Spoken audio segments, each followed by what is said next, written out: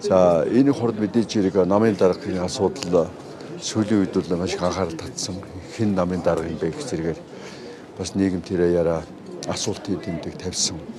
За өнөөдөр бид энэ их хурлаараа намынхаа даргаыг сонгоно. Тийм учраас бол өнөөдрөөс хойш за тэгээ маргааш ч юм уу нөгөөдөр хэд бол Монгол Ардын намын дарга тодорно. За хоёрдугаарт бол мөрийн хөтөлбөр мэдээж хэрэг Монгол Ардын нам бол хамгийн гууган намын хувьд бол Монгол улсын тусгаар тогтлыг байлдан олсон. За мөн хадгалсан, хамгаалсан ийм одоо улс төр хүчин. Тийм учраас бол тэр түүхэн үүргээ ухамсарлаж, тэр олонтоо баттгаж, бас ирээдүйд Монгол улсын тусгаар тогтлыг бэхжүүлэхэд тулд юу хийж болох вэ гэдэг талаар бас ярилцах хаа гэж ингэж бодож байна. Тусгаар тогтлыг бол өнөөдөр зөвхөн одоо армаа бэхжүүлээд мөн одоо цэрэг зэвсгээ базаагаад баталгаажуулдаг, хамгаалдаг тийм биш болчлоо. Одоо өнөөдөр боровсруулаараа шин технологиор олон сайхан гадаад дотоод найз нөхөртөө болж байж эдийн засгийн харилцаа, худалдааны харилцаа өргөжж байж энэ тусгаар тогтол хамгаалагдана. Тийм учраас тусгаар тогтлыг бас шинээр томьёолж Монгол Ардын нам өөрөө ямар энэ одоо шинээр томьёолсон тусгаар тогтлыг бэхжүүлэхэд бол юу хийх вүлээ ярих бах. За дөрвөө бас ярих бах. За дөрвөн бол мэдээж хэрэг парламентын засаглалыг бол Монгол Ардын намын нэгтгэж байна. Ер нь Монголын улс төрийн томоохон хүчнүүд бол парламентын засаглалыг төлөвшүүлэх, бэхжүүлэх гэж ярьдаг. Тийм учраас Монгол Ардын намын дөрвөн бол яг парламентын намын одоо дөрвөн байх хэрэгтэй. Тэр утгаараа одоо дэлхийд ямар байдаг вүлээ гэдгийг бид нар судалсан байгаа. За Япон байна. За Англи байна, Энтэг байна. Тэгэхээр парламентын одоо нам парламентын засаглалтаа улс оронд засгийн эрх барьж байгаа нам бол ерөнхий сайд намын дарга байдаг тий.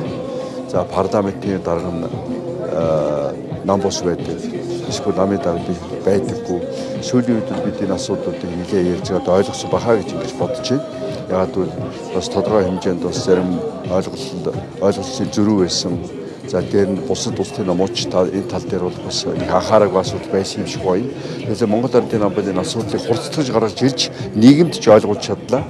Өөртөө ч ойлгосон байхаа гэж ингэж бодож байна. Тийм учраас бид нар одоо өнөөдөр энэ парламентын засаглалын үед засгийн эрх барьж байгаа нам яаж одоо энэ тэрэндээ нийцж өөрийнхөө дөрвийг зогсуулах вэ гэдгийг бол сайн боровсруулж энийг сайн ухстай хэлж чад батлах байхаа гэж бодож байна. За тэгээд 3 дугаарт бол 4 дугаарт бол одоо нийгмийг бол хуучин бол тодорхой аргаар юм уу техникээр юм уу эсвэл одоо ямар нэгэн бүтцээр дамжуулж удирддаг байсан бол хүндрэлтийн түүх өнөөдөр сошиал нэвтэрсэн хэвлэл мэдээллийн байгууллагууд их хүчтэй болсон үед бол сэдвээр удирддаг болсон байна. Сэдвээр байлдан дагуулна, сэдвээр хагална, сэдвээр нэгтгэн.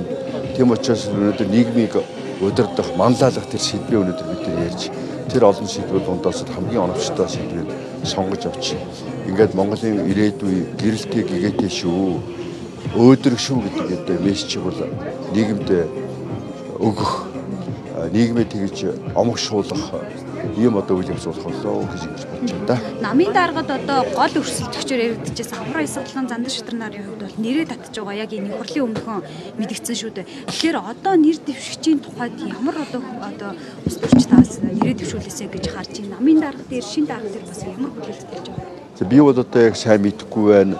За Зандан Шитрэн дарга, Амарсан дарга нар нэрээ татсан. Намынхаа хэв нэгдлийг бодъё. Бас хоорондоо өрсөлдөж ийн гэж байгаад бүр энэ зөрчлийг бол гүнзгийрүүлж болохгүй. Улс орны хоёр хашгийг бодъё гэх зэрэгээр их ухамсартай хоёулаа их ухамсартай алхам хийсэн. За мэдээж хэрэг одоо энэ хоёр ингээ нэрээ татж байгаа юм чинь 3 дахь хүн гарч ирэх бах. За тэрэн дээр бол мэдээ одоо өрсөлдөж байгаа. За манай одоо засгийн газрын гишүүд дундаас гэх юм бол учир сайд байна тий. За тэгээ J2 байна.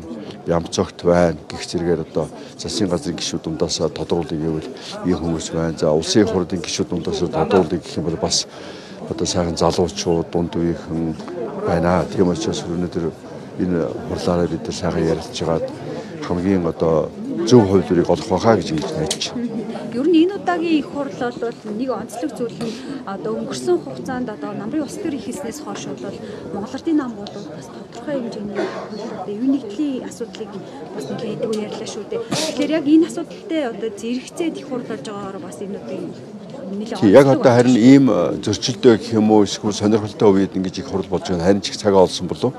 Яг одоо их хурл бол мэдээж хэрэг энэ зөрчлийг бол арилгаж чадна.